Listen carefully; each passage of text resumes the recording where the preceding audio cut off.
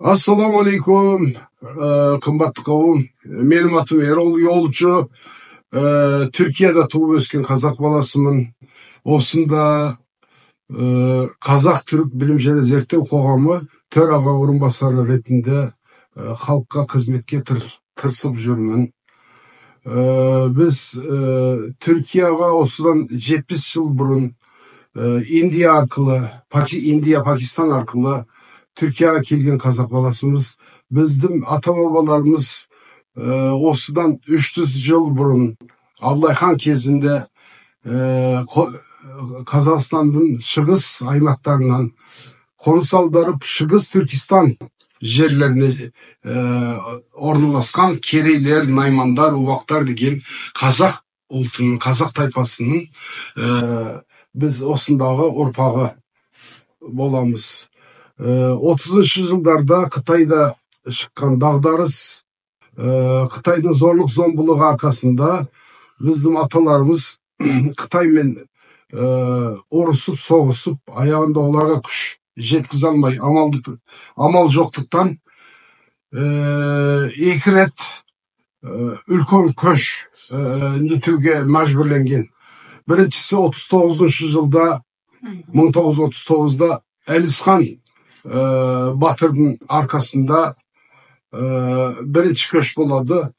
Бұл 2 жылдан асқан қиын бір, зор қиын бір көш болады. Сонда мүмкін 20 мың адамдан Индия еліне 4 мыңға жуық адам жете алады. Қалғандары жолда Қытайдың зұлымдығы басып өлтіруі арқылы солай шahit болды. Соны сыртында жолдың қиындығынан да қаншама адам құрбан болып кеткен. Өкінішке орай. 4 мың адам Индияға келеді жалғыз, сонда да қиындық бітпейді. Индия елінде де 1 жылдың ішінде 3 мың адам өліп, аяғында ол көшке шыққан 20 мың адамдың жалғыз 20-да бірі 1000 адамдай сау қалады.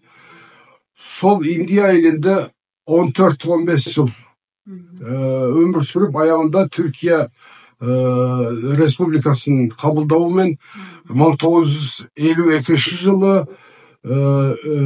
наурыздың 10-ы күні Түркия үкіметі заң бойынша рұқсат беріп, Индиядағы, Пакистандағы және кейінгі бүгін онда айтып берейін, 49 жылда 2 бүгін Қазақстанның шығыс жағына жақын аумақтағы Алтайдың төңірегіндегі Саван, Таргабатай иле жақтардағы қазақтар және 2 бүгін бұл 49-да Алибек Аким басқаруымен 2 бір көш болады. Олар Кешмірге барады. Аяғында 49-да жолға шыққан адамдар мен бұрынғы 39-дағы көшкен адамдар 51 жыл бұл Кешмір, Индия, Пакистан елдерінде бас қосуға қол жеткізеді. Сонымен бірге Түркия мемлекеті бізді қабылдау жариялағаннан кейін Түркияға көшу бастайды. Онда жасалған тізім 1850 адам. Қазақтар. Жалпы қазақ емес, оның ішінде ұйғыр мен өзбек ағайындар да ішінде мүмкін, Ноғай қырғызда болуы мүмкін. Біз Халифа Алтай атамыздың несіне берген ақпаратына сүйенгенде 1500-дей адамдың Түркияға жете алғанына көзіміз жетеді. Олардың барлығы тікелей Стамбулға келді ме сонда? Әрине, Стамбулға жалғыз дегенде бір партияда келе алмады. Мүмкін 8-10 бөлікпен келді бұл кісілер. Түркияның шығыс аймағына келді. Одан кейін Türkiye memleketi ol Şanlıurfa'dan кейін бүкіл қаражаттарын, жеген ішкендеріні, жатқан тұрғандарын бәріні мемлекет өз мойнына алып, солай қарсы алды. Одан әрине Стамбулға әкелді. Стамбулда лагерь деп атайсыз ба, немесе қонақ үй деп атаймыз біз. Қонақ үйлерді 2 жылдай бұл кісілердің денсаулық тексеру, ауру науқас барса олардың отасын жасау, оларға түрк тілін үйрету, содан кейін мәдениет мен нан табыс үшін өнер, қол өнерлер үйрету сияқты нелерді пысықтады Түркия мемлекеті. Көмектесті соған сіздерге. Ол нені жасаған Түркия мемлекетіне, ол уақыттағы басшыларға, марқұм Adnan Menderesке біздің алғысымыз шексіз. Аға, енді қазіргі кезде Стамбулда нақты қанша қазақ бар? Осы жайлы мәліметіңіз бар ма? Енді Түркия мемлекетінден ол неде нақтылай жауабын ала алмайсыз ресми түрде. Жалғыз біз өзіміз өз арамызда жасаған санағымыз бойынша Европаға көшіп кеткендеріміз бар. Соларды да қосқанда 20 мен 25 мың аралығы деген неге барамыз. Сонша қазақ бар деп ойлайсыз, иә? Ал енді бұл жақтағы қазақтар, жастар, мысалы қазақ жастары қазақша біледі ме? Қазақстан тарапынан болсын, немесе осы жергілікті ықпалды қазақтар тарапынан болсын, осы қазақ жастарына қазақша үйрететін бір орталықтар бар ма сіздерде? Әрине. Енді өкінішке орай қазіргі 3-ші буын жастар, Түркияға көшіп келгендердің ішінде 3-ші буын деп атылсақ, бұлар әкесі, мамасы қазақ болған қазақ баласы A1 деңгейini өте алады. Біз себебі оны бұлай айтайын, 2018 жылынан бастап Қазақстан отандастар қоры арқылы қазақ тілі сабақтары өткізіп тұрмыз. Алыстан қазақ тілі сабақтары өтіп жатыр. Және өткен жылы осындағы посолдық Стамбул консулдығы Абай имам Атип мектебі бар қызықтығы. Сонда бір сыныпты арнайы тіл сабағы үшін дайындап, оған мұғалім тағайындап тұрып, аптасына 1-2 сағат қазақ тілінен сабақ беріп жатыр. Керемет. Және домбыра несі да бар. Курсы да бар. Керемет. Енді бұл жақтағы Түркиядағы қазақтар бір-бірімен үйленген кезде сіздерде ру сұрай ма? Руына қарай ма? Әрине. Жеті ата деген бар, сіздерде білесіздер. Бізде бар. Міндетті түрде жеті ата жеті атадан алыстамағанша үйленбейді. Үйлендіруге рұқсат берілмейді. Керемет, жақсы. Ал енді бұл жақта қазақ жастары жергілікті түріктермен үйлене ме? Қыздар түріктерге шыға ма? Немесе қазақ жігіттері түріктерден келін ала ма? Аса көп деп айтуға да болмайды. Әрине, Аллаға шүкір, өз қыздарымызды да үйлендіріп тұрмыз, болмаса. Иә, керемет, түсіндім. Жалпы қазақтардың келгеніне көптеген жылдар болып кетті. Сіздер әлі де қазақ салт дәстүрін сақтап, мысалы үшін жастар үйленген кезде сырға салу, қалың мал беру деген сияқты қазақтың дәстүрлерін сақтайсыздар ма, әлде сіздердің тойларыңыз түріктер сияқты болып кетті ме? Әрине, қолдан келгенше сақтап тұрмыз. Олдың әке-шешесі, туған туыстары, жеңгелері, ақсақалдар деген сияқты қыздың үйіне барады. Сонда енді түркшеден де қалыптасқан Алланың әмірі, пайғамбардың сүннеті бойынша қызыңызды біздің ұлымызға сұрауға келдік деп ниет білгізеді. Сонда егер қыз қабыл етсе, әке-шешесі оны мақұлдаса, әрине дейді, қабылдадық. Сонда қыздың әке-шешесі әкелген жүзіктеріні, сақиналарын тағып, қызды қыз бен ұлды үйлендіруге әрине сөз байладық деп Бұған сөз тағу, немесе нишан тағу деп атайды. Иә. Түркияда жүзік тағады, сөз байласқан кезде. Ал бізде Қазақстанда сырға салады. Сол бар ма сіздерде сырға салады? Кейбірі ол жүзіктің қасында, сырғасында нетеді. Келген кісілерде алтын болсын, ақша болсын, солай қызды көріп танысқаны үшін, қызды танығандары үшін сыйлықтарын да беріп шығады. Алдымен жеті ата қосыла ма, қосылмай ма? Бұл неде нақтылай зерттеп алады. И одан кейін әке-шешесі текті ме екен, қалай адамдар екен, қыз бала қалай инабатты, пәк таза адамдар ма екен деген сияқты сұрақтар нетіп, аяғында қыз сұрауға ниет салынады. Түсінікті. Енді бізде Қазақстанда қалың мал деген бар. Яғни ұл жақ, жігіт жақ қыздың әке-шешесіне ақша береді. Мысалы, сүт ақысы деген бар. Мысалы, сондайлар бар ма сіздерде ақша беріп? Бұл жалғыз біз қазақта емес, түрктерде де бар. Бұл Анадолу түрктерінде де башлық парасы деп аталған. Қазақтың қалың мал деген бір жағынан да анасының сүт ақысы деп аталған нелер, сыйлықтар. Сіздің өзіңіздің қанша перзентіңіз бар? Менің Аллаға шүкір 5 балам бар, 3 қыз бар. Мен 2 рет үйлендім. Бірінші әйелде 3 қыз бар, екіншісінен 2 ұлым бар. Қызыңызды Қазақстанға тұрмысқа беруге қалай қарайсыз? Әрине.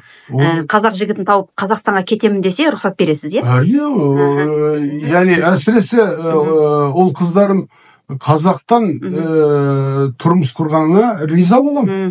Жақсы, керемет. Оған не жоқ.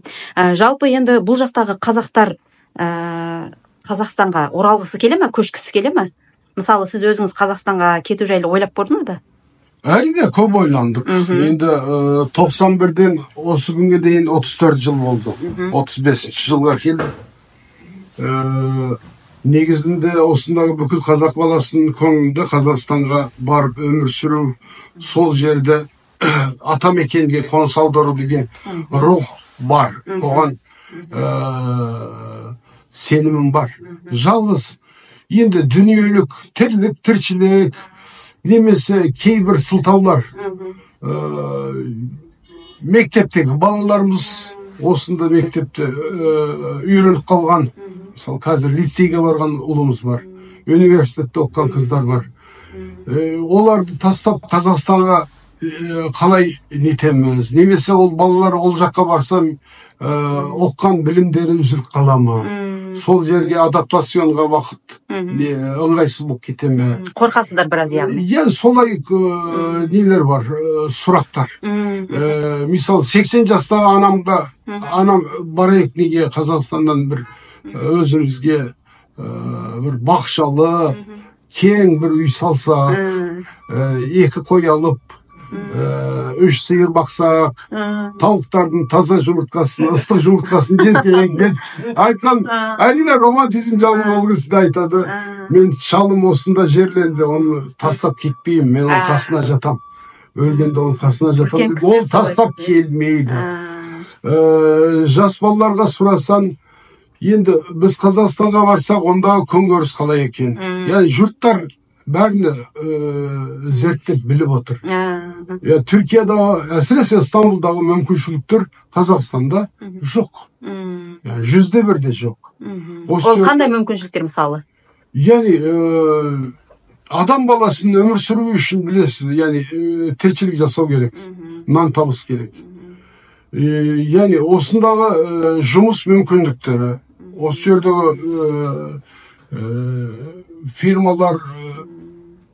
фирмалардың санының көп болуы, жұмыс орындарының көп болуы арқылы осындағы үміттері тағы жоғары. Қазақстанға барса мүмкін жұмыс таба алмай да қалады. Немесе тілін білмеген мемлекет деген әңгіме де бар, тілін де білмейсің. Мысалы, мен өзім 35 рет Қазақстанда болдым. Өкінішке орай, Қазақстанда қазақ тілі аса жоғары мәртебеде емес. Бір жағынан ойласаңыз, жалпы қазақ тілімен онда нан табыстың өзі де қиын. Орысша білмеген адамға orun vermeydi, mertebe vermeydi degen әңгімелерді көп естіп тұрмыз. Енді оны мен мемлекетті күнәлаған емес, күнәлаған болмайын. Естігеніміз осылай, көріп тұрғанымыз осылай.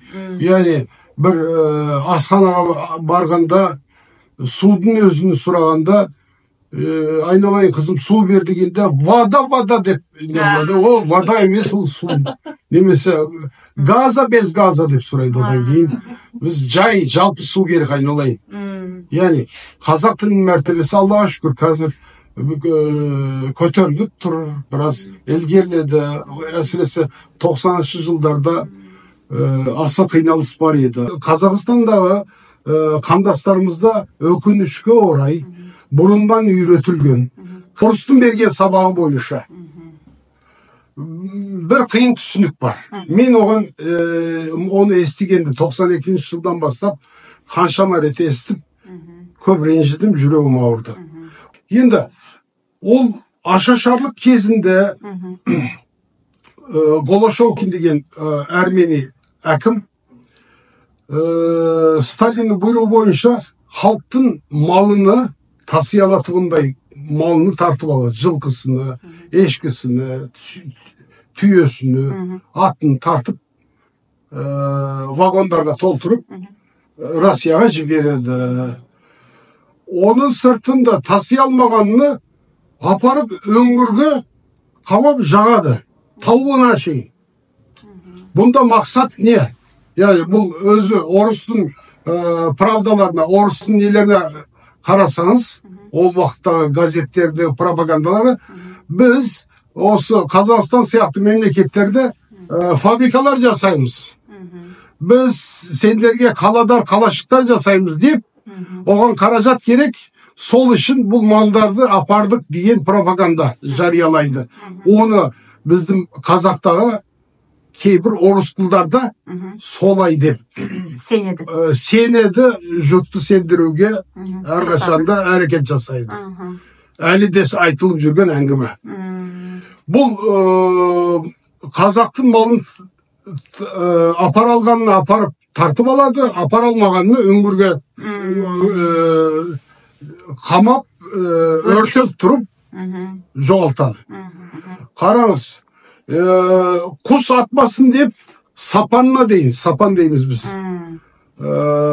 Немесе оқ. Бұларды, садақтарды бәрін тартып алған, қаруды бұрыннан тартып кеткен, ешкімде не жоқ, жарақ қару жоқ, мылтық жоқ.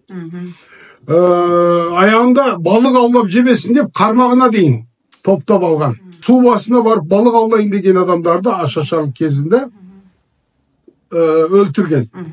Одан кейін қалалар жасады, миллион адам өмір сүрген бір Алматы облысында 400 мыңлық қаланы жасайды да, 400 мың адамды өзі таңдап отырғызады, қалған 600 мыңды автоматтармен атып өлтіреді. Бұның аты Сталин, оның иті әрмени Голошовкиннің жасаған, Голошовкиндері, Мирзоевтерінің жасаған геноцид. Ол геноцид, төрт аяға отырған бір геноцид. Бұны ешбір адами құқықта ақтауға ешбір пропагандалар жетпейді. Жалғыз өздеріне сылтау қылып, өтіріктен халықты алдау үшін. Оған да қараңыз, қазақтан басқа ешкімде сенбеген. Орыстардың өздері де сенбейді. Не айтады? Айналайындар, сендер неге ашашарлықтан өлдіңдер, аштықтан өлдіңдер? Байларың бар ғой дейді. Малдарыңды айдап. Шетелге қашып. Шетелге, әсіресе Алтай жаққа, бұл Шығыс Түркістан жаққа айдап кетті дейді. Айналайын 18-де торлар тартылған. Тор тартылғанда Қытай мен ненің орыстың шекарасы ретінде тағайындалған ол тордан ешкім өте алмаған. Яғни малды айдап кетуді қой, құр жаныңды құтқаршы. Мүмкін сүріліп тұрып үш адамның екеуі жанын сақтап құтылсын. Өту мүмкін емес. Яғни мина бар, жерде бомба бар. Сен оны басып өтіп, малды қалай айдап кетесің? Яғни сіздердің Қытайдан келген ата-бабаларыңыз ол сол Шығыс Түркістанда туып өскен. Әрине, 300 жыл бұрын 1730-да Чакабай Жаныбек батырдың арқасында кеткен керейлер, наймандар 300 жылдық ол жердің жергілікті адамдары ол жерді қазақ мемлекеті ретінде не қылған? Құрған қазақ мемлекеті. Орыстың басып алған несі бойынша қазаққа сіңіп қалған бұл нелер қазақтың өз-өзіне айыру, шетке шығару, қазақты арандату, шетел қазақтарына жаман көзқарас туындыру, фитна. Аяғында бұл фитнаның нелері, бұдан сақ болу керек, бұған ояну керек. Yani Шығыс Түркістандағы қазақ ашашарлық кезінде қашқан байлар емес.